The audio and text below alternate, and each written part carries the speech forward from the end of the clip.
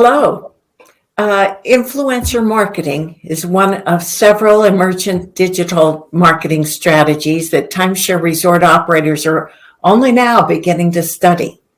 So today we're going to learn more about using influencer marketing, as well as several other strategies and digital marketing tactics that have a proven track record in attracting rental sales and sales leads. Welcome. I'm Sharon Scott Wilson with Resort Trades, the timeshare industry's primary learning channel. Before we get started, if you are in the industry, we'd like to invite you to become one of our timeshare professional insiders by going to resorttrades.com and signing up for our e-publication Resort Trades Weekly. As its name would suggest, comes out weekly and keep you current and connected with others that are your peers. So today, we're delighted to have Kelly Ellert, who has rapidly become a leader in digital marketing for timeshare resorts and related businesses. She's had over 15 years experience in the field, which, Kelly, I think you have. You've been at it long before many of us even heard of it. So we're going to really look forward to what you have to say. You might have noticed Kelly's article on influencer marketing in our September issue of Resort Trades. Kelly has contributed a number of articles throughout the years. So Kelly, we're delighted to have you. Thank you so much. I'm delighted to be here. I've watched a lot of the Learning Center videos, and I feel honored to get to be invited to participate in one. So thank you very much. Oh, you're welcome, and thank you.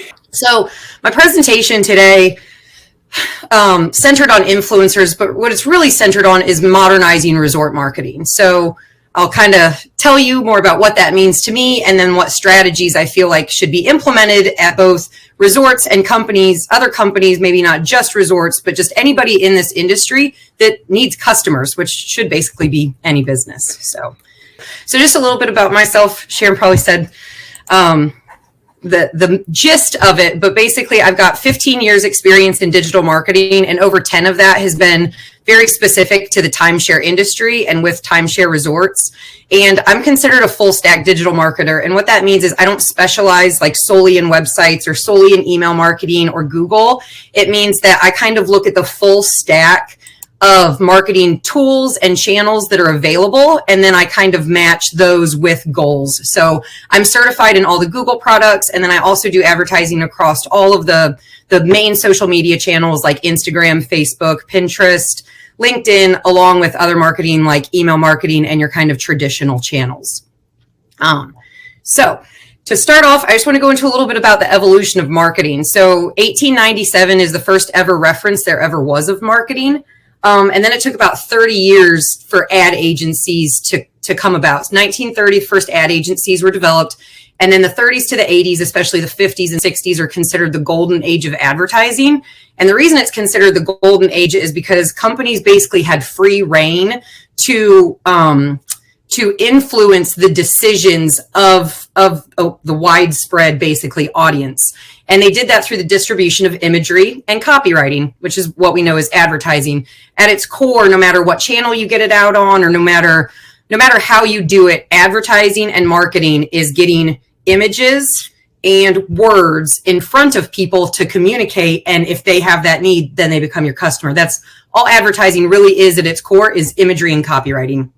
And then in the 1980s, something flipped. And what flipped in the 1980s is consumers started to develop an opinion.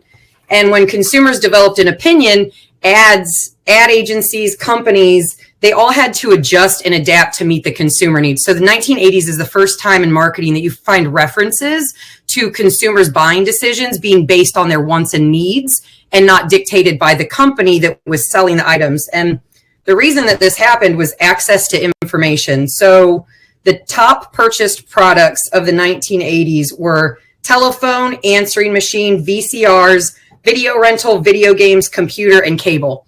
So when people had all these platforms, all these channels to get more messages.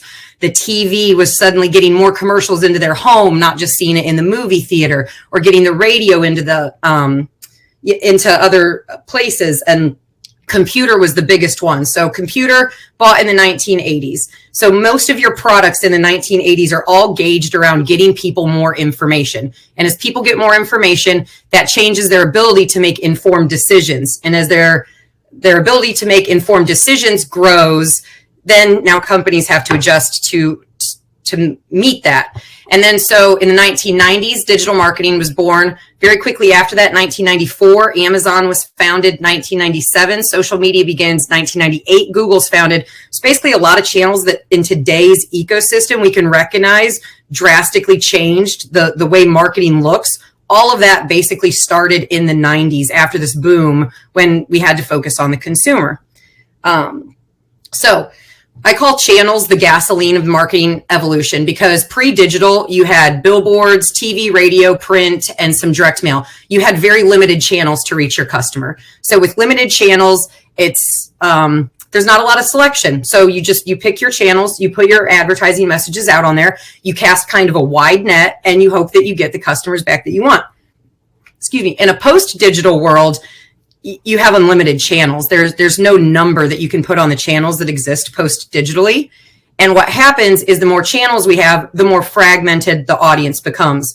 And with a fragmented audience, it becomes harder to tell where they're at. No longer can you just, advertise on ABC and you're hitting this widespread population. You have to assume that your target audience that's going to want your product is in that population and all will be good. No, you now have to figure out, there's so many streaming channels. You can literally watch America's Funniest Home Videos for 24 hours just on a continuous loop, and with or without commercials. So it's just become so fragmented that basically, like, the gist of it is it's really hard to find your customer. It's really hard to find them because they're now all over the place in a post-digital world. So the way to modernize this with resort marketing, and kind of my theory behind it, is with so many fragmented channels, you have to get really, really, really selective about what marketing channels you choose to use, where you place your time, your energy, your effort, your dollars. You have to pick that very strategically. You can't just say, a lot of people are on TikTok, I should get on TikTok, or, I feel behind because I'm not on Twitter. You have to get selective, and you have to do it with reason when you choose a channel to be on. But when I say that, you also have to be open to expanding into new channels. So if you're on Facebook and Facebook's worked for you, you can't say that's fine, I don't need to expand into anything else because Facebook works for me. And this is pretty timely because yesterday Facebook and Instagram were down almost all day long. It had to do with I won't get into the technical issue behind it, but that just goes to show you that even Facebook and Instagram, Instagram's owned by Facebook, but this large channel can shut down for almost an entire day.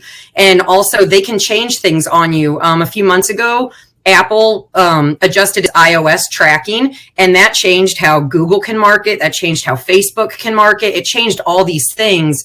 And so when digital is rapidly changing, you have to keep your mind open to expand into new channels. You can't rely on what's always worked because it's always worked, because as that just showed, digital changes so fast that what worked today is probably not going to work a year from now.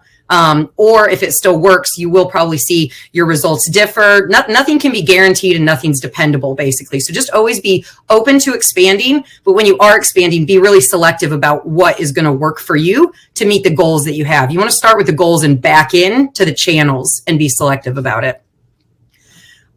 So for reaching your audience, I have 4 must-haves that any company, if there's a company that doesn't feel that these 4 channels they need to have, I'd be interested to know what kind of business that is, because I think that no matter what business you're in, these things benefit you in a digital marketing world.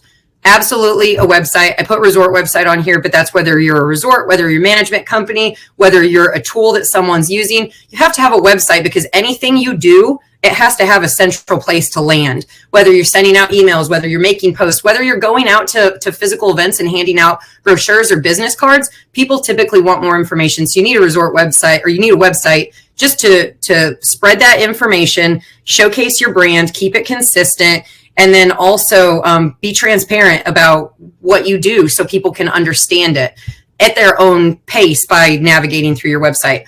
An email marketing platform, even if you have a 100% collection ratio and a 0% churn percentage, you should still have email marketing just for the sole purpose of communicating with your owners. If you don't have an email marketing program that you and your organization truly know how to use and know how to use its abilities, there's probably an opportunity you're missing out on. And a Facebook page and doesn't really need to be said. You can get reviews on there, photos on there. People trust where they see that their friends have stayed. So there's so many opportunities with Facebook. And then a claimed Google listing. It's free. Google will not recognize that you even exist, basically, if you don't do this. So there's no reason no one should claim their Google listing. So I'm not going to dive deep into these because, in my opinion, these are the 4 must-haves. And the other things I'm going to discuss are going to be very difficult to implement if you don't have these things. So these to me are they're must-haves in marketing today in a digital world. Now, for modern opportunities, where I'm going to spend most of the time for reaching your audience, the modern opportunities I'm going to cover are influencers, Instagram, Pinterest, and some Google paid details. And I'll hop right into the influencers. So influencers, all the marketing techniques, while I talk that they're modern, they all have a core in very traditional advertising and traditional marketing.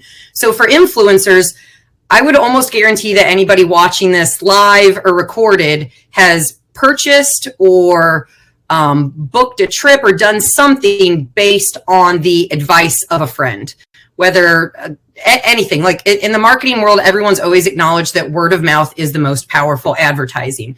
It's because people trust whoever is telling them this. So influencers are basically it's a wider net of word of mouth. And a little bit about influencers. A lot of times when I say influencers, I either see that like yuck face go onto people, or they roll their eyes, they shake their head. It's like, I don't want to work with the Kardashians. I'm not into the Real Housewives. I'm not into any of that crap that can typically be associated with influencers. But the thing is the Kardashians, the Real Housewives, those are reality stars. They're celebrities. They're not influencers. So like advertising with the Kardashians is like, I equate that to doing a Super Bowl ad. And anybody in any business knows you don't need to do a Super Bowl ad to be successful. Like that does not match everyone's advertising goals. Not everybody needs a Super Bowl commercial. Not everybody needs the Kardashians as their influencer to get their products out, to get their destination out, anything like that. So majority of influencers are micro and macro influencers. They've got smaller followings than your millions and millions, but because they have smaller followings, but they're still large. And when I say smaller followings, they're still large. This is still 10,000, 200,000, 500,000. It's still large amounts of followers. It's just more niche than, hitting a reality star or even Jennifer Aniston for that matter. Most influencers, what they are is they're moms. They're like this bottom photo. They're moms. They're travelers. They're usually photography enthusiasts. They usually, if they've become an influencer, they have a visual enough eye that they're capable of putting out content that people relate to and that people are visually attracted to. Or even that their words, like they oftentimes are very good writers. There's a lot of influencers that have really wonderful captions that describe places and feelings. And they really are just quality content creators because they couldn't grow their following if they weren't producing quality content. And quality content, as any business, is what you want in today's day when you have to tell your story. So just a couple of reasons why I think that influencers are a really great opportunity, especially in this resort space, is they are a direct micro connection to personalized audiences. For example, if you want more families at a resort in Orlando, partner with a mom influencer within driving distance of your resort. You will be shocked at how many bookings that one person who is 4 to 6 or even 2 or 3 hours away, because they have this net that's so niche for what you're looking for. You'll be shocked at how many bookings that just like one influencer within driving distance of your resort that's in your perfect market can drive. And they're affordable. A lot of times we look at some advertising channels, and just like a Super Bowl ad, it's incredibly expensive. And there's no way that even if you got really great returns, that it would cover the cost of your investment. The cool thing about influencers is you can find an opportunity that matches your budget, whether it's trade agreements or paid sponsorships or photo shoots. It's affordable enough that you can find a price point that works with you to meet your goals. But my absolute favorite thing about influencers is, when I worked in marketing before influencers existed, you always said, like, what's the best kind of marketing? It's word of mouth. Okay, well, how do you track word of mouth, and how do you kickstart and promote word of mouth? Like, it has to just happen naturally. And when it happens naturally, there's nothing you can do to track it or actually see its effects. It's just like everybody just widely knew for so long that word of mouth works. Well, the cool thing about influencers is it's the first time that I know of that you can truly track word of mouth advertising between offer codes and special links that connect a booking or a sale or even a newsletter subscription to a person. If you can track it to the influencer, you can calculate an exact return on investment, basically. And then you've also got brand awareness and growing your following. So while that stuff may not attribute to direct bookings in that moment, there's so much that is actually trackable about influencers that kind of makes it seem less silly and really legitimizes it, in my opinion, as a marketing channel. And then so next, and I will wrap this up, how influencers affect the next couple of ones I'm going to talk about. But also, if you want detailed information on like how a resort can work with an influencer, a couple of different ways, and some more tips that I probably won't have time to cover today, I do encourage you to read the article in Resort Trades, because I did go further in depth on the actual specifics of working with influencers. Whereas today I'm kind of talking about like some overall ideas, but that article really details like this is how you use them. So then next up, Instagram. I call these the modern version of billboard ads. And that's because, especially with a lot more people working at home today, or just people spending time at home, you catch people during their scroll. And so their digital scroll on their phone is basically the new daily commute.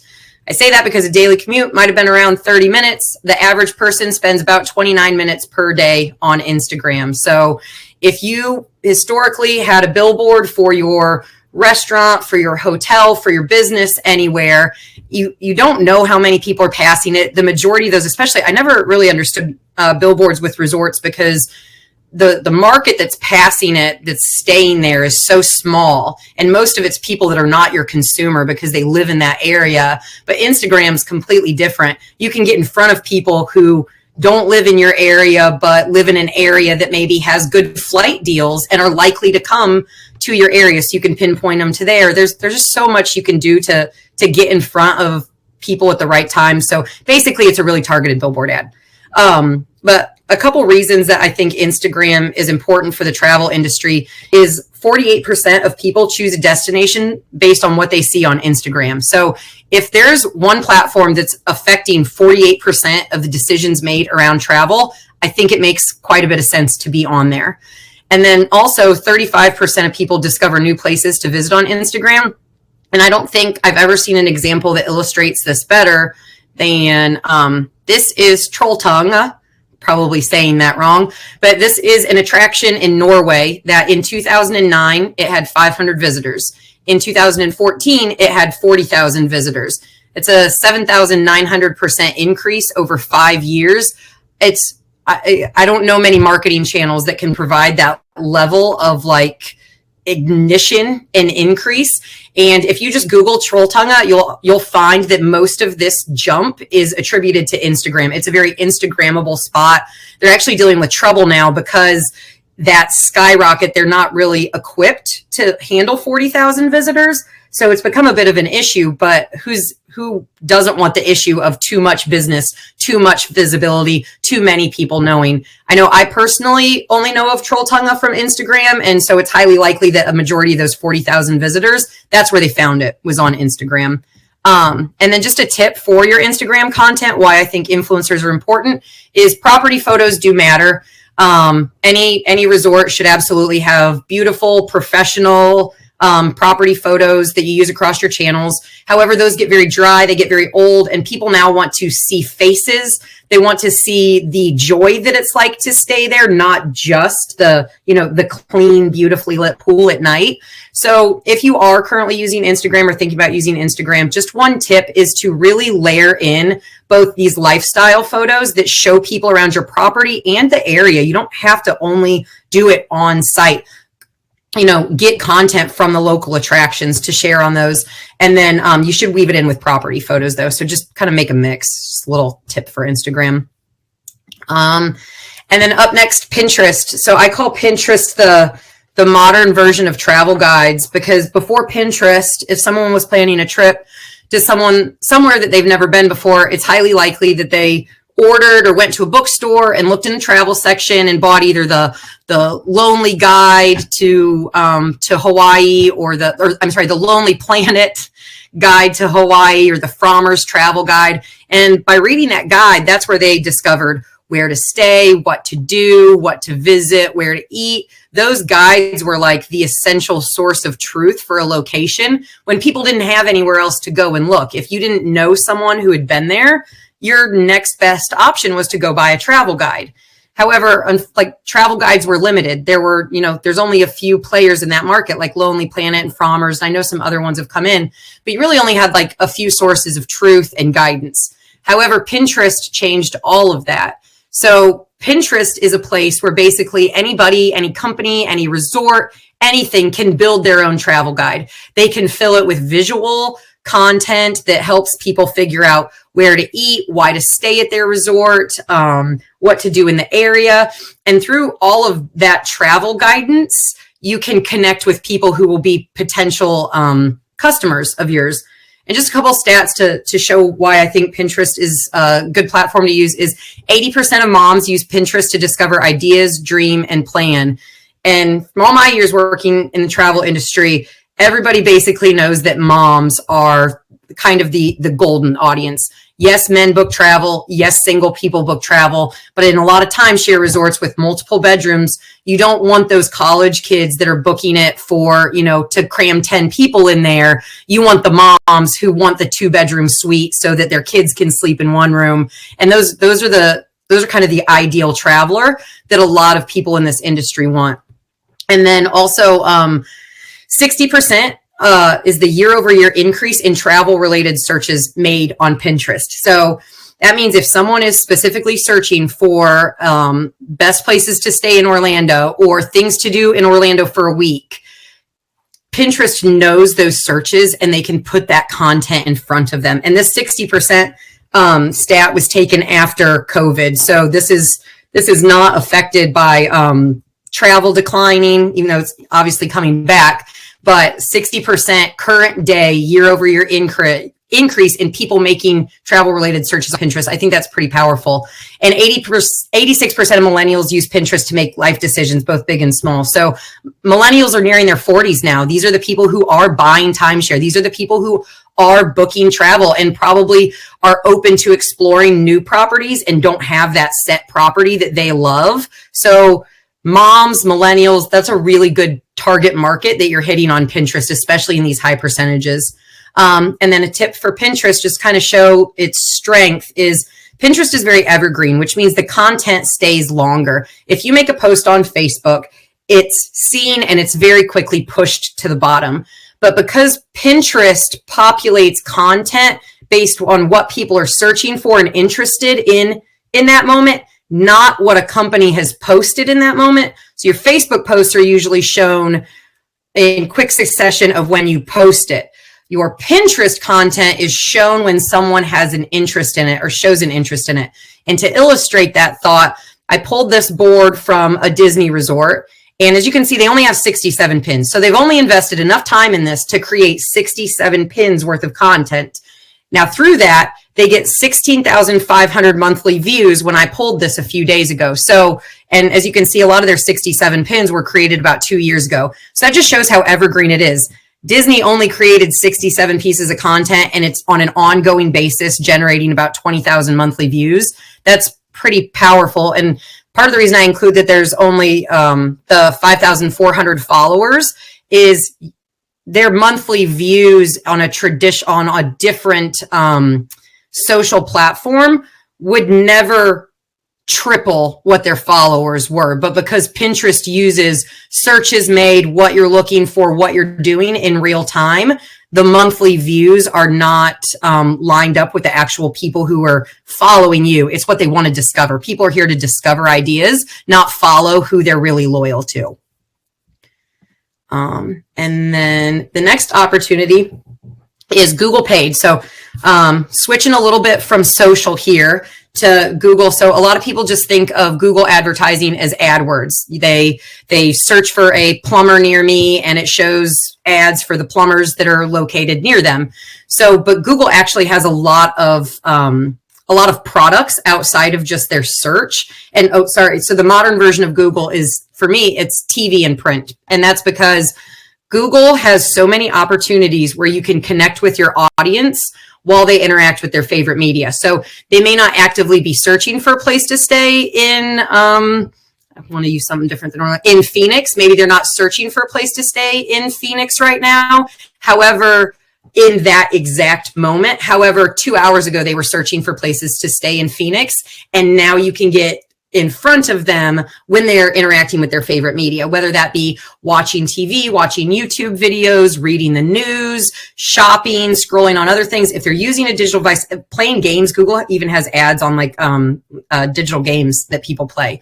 So, but that's why I think Google's important. And I could probably do an entire series on just the different Google opportunities, but basically Google owns 75% of all search traffic. So if there's a search happening, 75% of them happen on Google. So the reason I say that is if anybody can pinpoint who's planning travel, where they're planning to travel to, what their interests are, what's affecting their travel making decisions, it's Google. And anybody in the travel industry most likely knows that because Google has made a big play in the last probably decade to be more involved in the travel space, from developing Google Flights to now like Google Hotels. Like Google really wants to be a player in the travel space. And I really encourage anyone who's in the travel space to really know and understand, or work with somebody who knows and understands Google's tools, because it's not going away. It's getting stronger, and their opportunities and their products are just increasing all the time.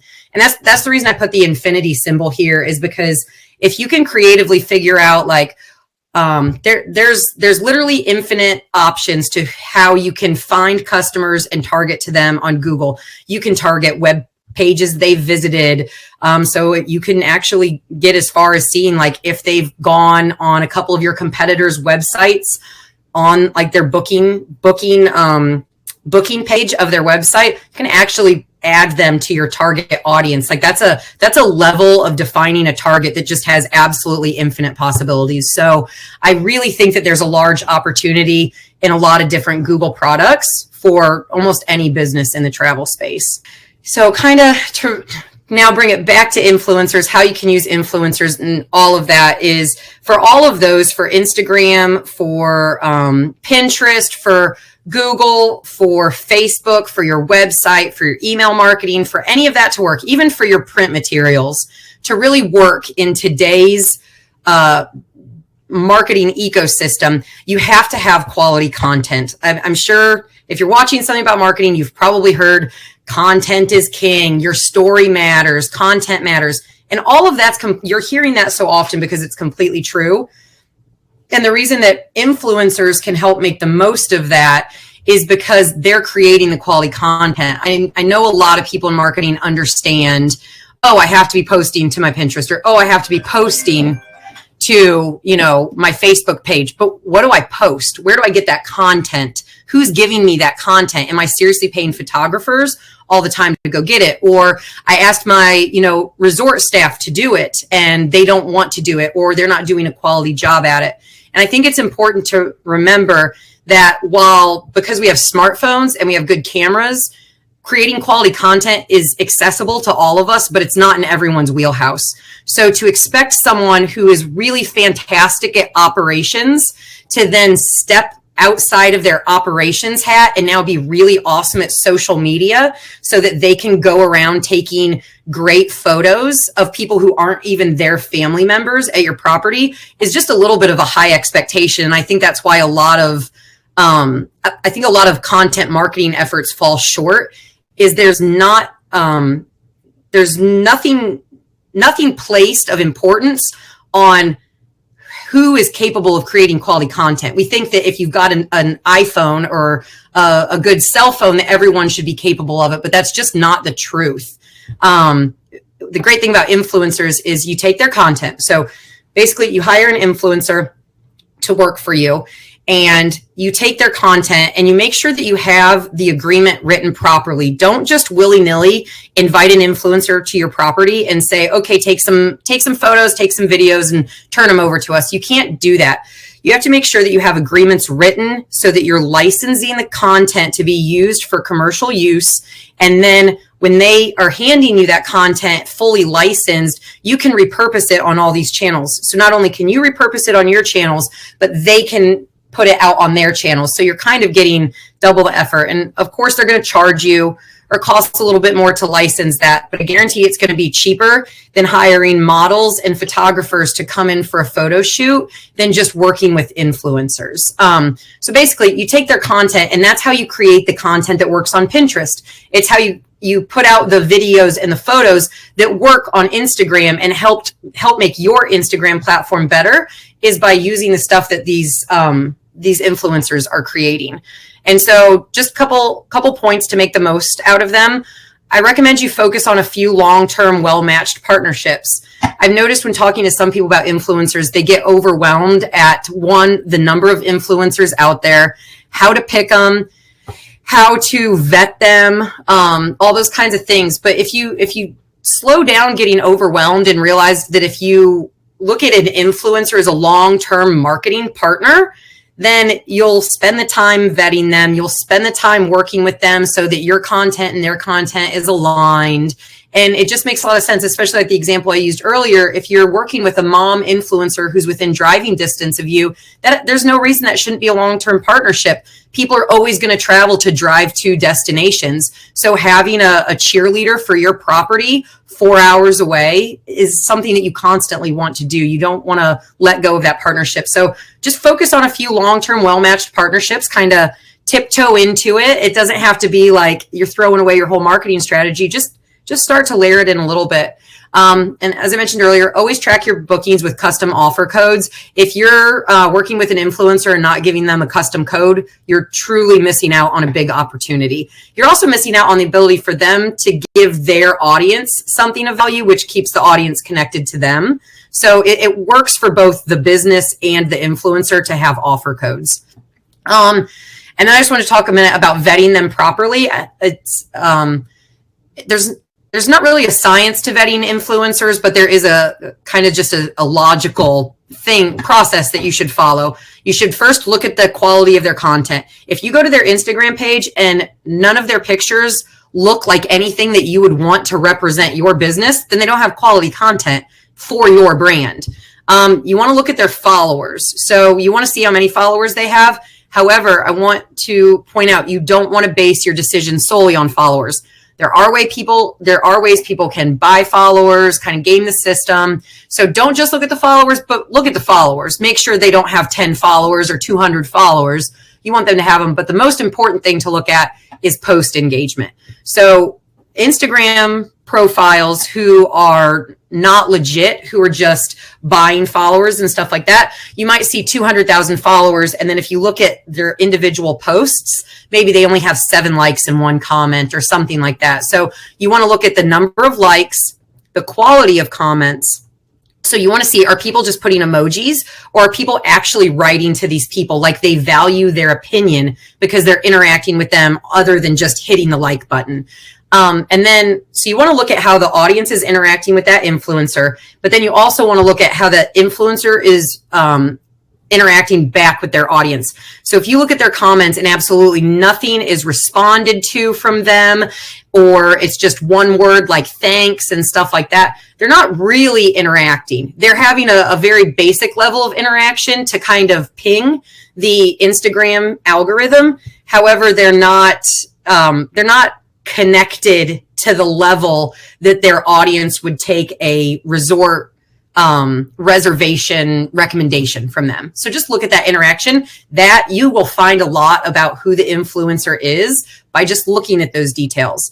And then you need to provide experiences that are photo worthy. You can't expect someone, it's like putting lipstick on a pig. You can't expect someone to show up to a property and you didn't clean the pool or manicure the yards very well and expect them to get good photos. So one, make sure everything's like clean and photo worthy. When photographers, when influencers ask you to make things photo worthy, I always encourage people to take that super seriously. A lot of times people think that just means like pick up the trash, but I mean, really rearrange things and create things that are photo worthy. It might mean for them going out and buying like a big flamingo float that you have available for them to take photos on, because that tends to get more interaction than just a person in a pool, a person on this like fun float. That's why you see all these fun floats all the times now, because it's a more photo worthy opportunity than not having one. And then most important, you want to clearly define expectations from both the influencer and your brand or your resort or your business. You need to know before you agree to give them a stay, before you agree to give them any payment, before you agree to license their content. You need to understand what you're getting. Is it 10 photos and 5 videos, or is it, only one? Like, you have to understand those expectations, and they both ways. So I feel where the ball gets dropped with a lot of influencer marketing is it's just assumed they're going to come and they're going to give me content and it's going to be wonderful. But you really have to spend time setting the expectations so they know what you want photos and videos of, and you know what they're capable of creating. So I think yep. So that was my last slide. So I'm going to open it up to any questions if anybody wants to talk through any of those things. And I've also got my contact information here. So if anybody wants a consultation, a free, for just looking at where are your business goals and how can any of these platforms that I've mentioned help meet those business goals, it's not a cut and paste thing. Like, everything is a unique strategy based on the business goals to figure out which platforms you should be on. So it's not like, no, everybody should be on Instagram. There are some businesses, if you're a software company and there's not a lot visual about your product, then you might not need to be on Instagram. And that's okay. So yeah, so that's kind of my rambling that spiel. Was kind of my question, Kelly, was like, for B2B people, do we need Facebook or do we need LinkedIn? But I think internally we've been going with LinkedIn.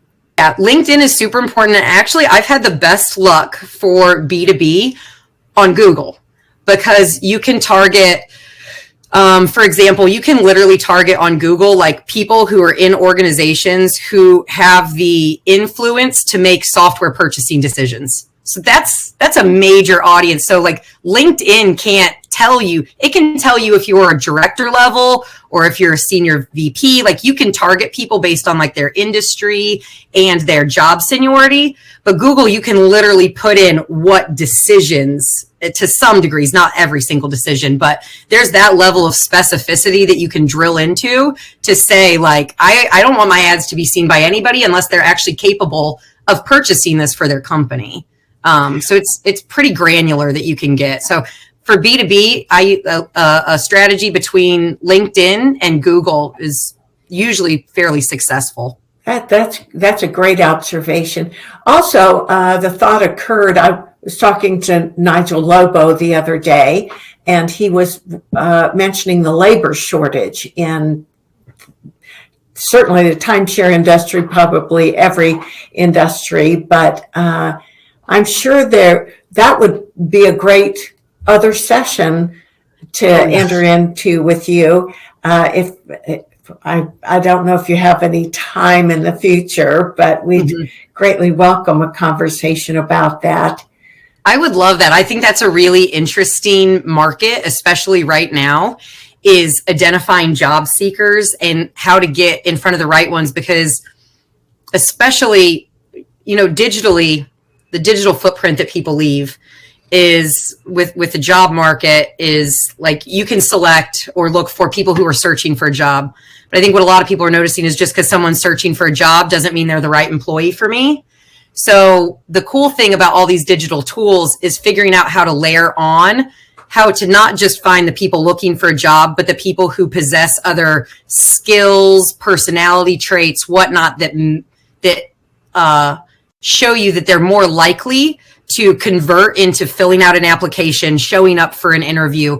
All those things, if you study your audience and figure out trends and patterns within them, you can figure out how to target them better than just saying, I want anybody looking for a job. Like that's like throwing out something on Indeed and being curious why you get 2,000 applications back and most of them are junk. You cast too wide of a net. You got to figure out who do I really, really want and how do I reach them? Because based on all the target, like for example, like Pinterest, you can target by keyword on Pinterest and place ads for people. So same with like LinkedIn, like there's certain ways that you can target certain things. So it really, like you really can get granular and even like on the recruitment side, do things other than just like, boom, it's out on Indeed. It's amazing, like just how far you can drill down. Well, Kelly, Carrie and I are just so totally impressed with you and your capability. So can you explain how you work with clients? Yeah. So kind of just like I said that like nothing's cookie cutter. So I work with clients basically in two main ways. I have some clients that they really don't want to, don't have the resources to do their marketing. So in those cases, a lot of times it's like self-managed resorts or maybe small management companies that only have a few resorts, or just like businesses that don't want to actually put together the emails, don't want to actually build out the content. So I can do that. Like, so I work with a team of like designers and writers. And so we actually handle the marketing. And then the other kind of side of it that I do is a lot of consulting where I look at goals, look at all the different platforms and strategies that exist out there and kind of provide strategic plans and guidance for what makes sense, like how you specifically can modernize your marketing. And that might be to have a third party agency like myself do it, or it might be, here's your plan, here's how you can implement it yourself or train your staff how to get better at creating content, or even just training like how to look at influencers. So that's something that you can manage internally if you choose to do so. So I found there's no real cookie cutter solutions because even just like the difference between B2B and B2C, your strategies are so different. So you really have to, basically everything I do starts with a marketing strategy. It starts with looking at your audience, looking at your goals, and then figuring out, okay, what's the strategy from there? What resources are available? What problems like churn or collection ratios you have, like figure out that stuff, figure out what your budget is. And that's kind of how you figure out the best way to work with somebody and like what works in this ecosystem for me is that. That was a really long, rambly answer, but well, I can't imagine, but you must be in ridiculous demand. I mean, how many people can figure this out for the resort industry as as great a detail as you do? So, thank you. That's so nice. To me, I'd rather talk about this stuff than almost anything else. I find it enjoyable. It's thrilling to see like how these channels, because there's a creative part to it, is how do these channels meet this need? Like how can you use the audiences and each channel targets people differently. If you step up and start to do paid media on top of your organic, like they all target people differently and stuff like that. So it's actually a creative process to figure out what makes the most sense because everything's so fractured. You can't just say you're going to do everything. Like you have to be strategic about it. Yeah. Wow. Well, it's really food for thought. And Kelly, thank you so much for all of your preparation. Thank you for your contributing a great article about it in Resort Trades and for your time today.